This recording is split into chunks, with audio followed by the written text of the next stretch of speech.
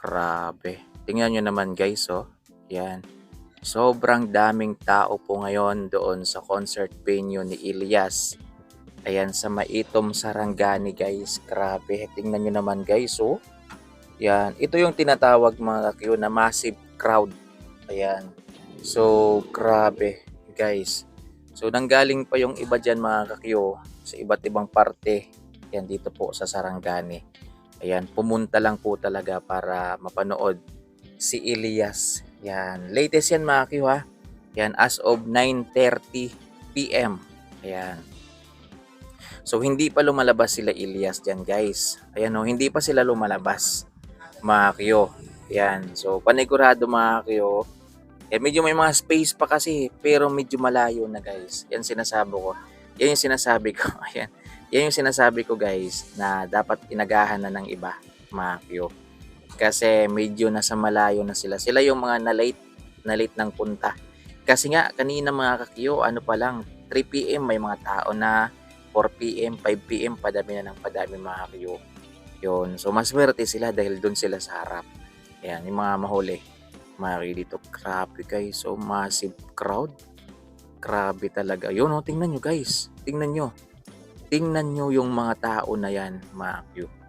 Yan. So kanina nanood ako ng live, mga Q. Puro Ilyas. Ilyas yung kanilang sinisigaw. Ayan oh. Yan. Medyo may mga space pa, mga Q. Kasi nga, hindi pa sila Ilyas, hindi pa sila tumutugtog eh. Pero mamaya yan, mga Q, kapag malapit nang lumabas ang Ilyas JTV Band, mga Q. Panigurado. Yung mga tao na yan, magsilapitan yan lahat, yan malapit sa stage. Yan, dyan natin makikita talaga mga Q, yung dami ng tao. Yan, may mga may mga hindi pa talaga nakapunta sa venue.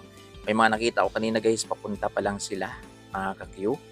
Yan, ito kasi ay 9:30. Yan, 9:30 PM po yung crowd na yan guys. So siguro anong oras na malapit nang mag 10 PM, mga Q, siguro mas nadagdagan.